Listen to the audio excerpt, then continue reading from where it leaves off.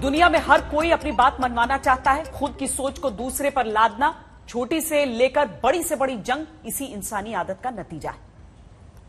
रूस और यूक्रेन के बीच भले ही जंग हो रही हो, लेकिन इस लड़ाई को रूस और नेटो ने अपनी नाक की लड़ाई बना लिया। रूस को हर हाल में घेरने की नेटो की यही रणनीति दुनिया को जला सकती है। पिछले 27 दिनों से जारी जंग का अब अपने सबसे अहम पड़ाव पर पहुंचने की ओर बढ़ रहा है, जिसका नतीजा तीसरा विश्व युद्ध भी हो सकता है।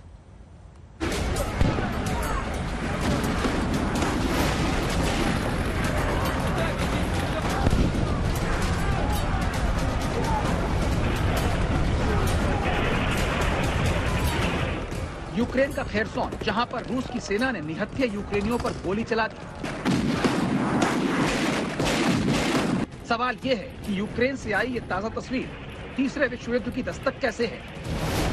यूक्रेन की राजधानी कीव का एक शॉपिंग सेंटर, रिहायशी इलाकों के बीचों बीच बने इस शॉपिंग सेंटर को रूस की सेना पूरी तरह से ध्वस्त कर देती है।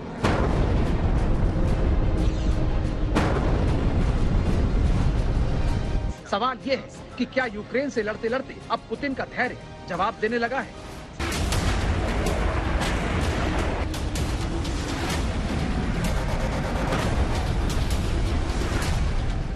चौबीस फरवरी से शुरू हुई रूस और यूक्रेन की जंग उम्मीद से कहीं ज्यादा खिंच चुकी है। रूस की सेना लगातार भारी नुकसान उठा रही है, जिसके बाद पुतिन का गुस्सा 7वें आसमान पर पहुंच गया है, जिसके साइड इफेक्ट भी देखने को मिल रहे हैं। ये यूक्रेन के खेरसोन की तस्वीर है, जहां रूसी कब्जे के खिलाफ लोग सड़कों पर निकल पड़े। लेकिन उन्हें क्या पता था कि रूसी सैनिक उनकी इस खता की सजा उन पर ग्रेनेड और गोलियों की बौछार करके देंगे।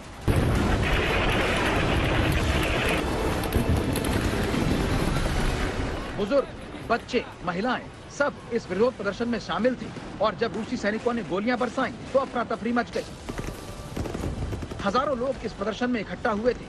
पीले और नीले यूक्रेनी झंडे को थामे ये रूसी सैनिकों को चुनौती देने और उनसे यूक्रेन छोड़कर चले जाने का फरमान सुनाने निकले थे, मगर रूसी सैनिकों ने इन्हें खदेड़ने के लिए गोलियों और स्टन ग्रेनेड से हमला बोल दिया।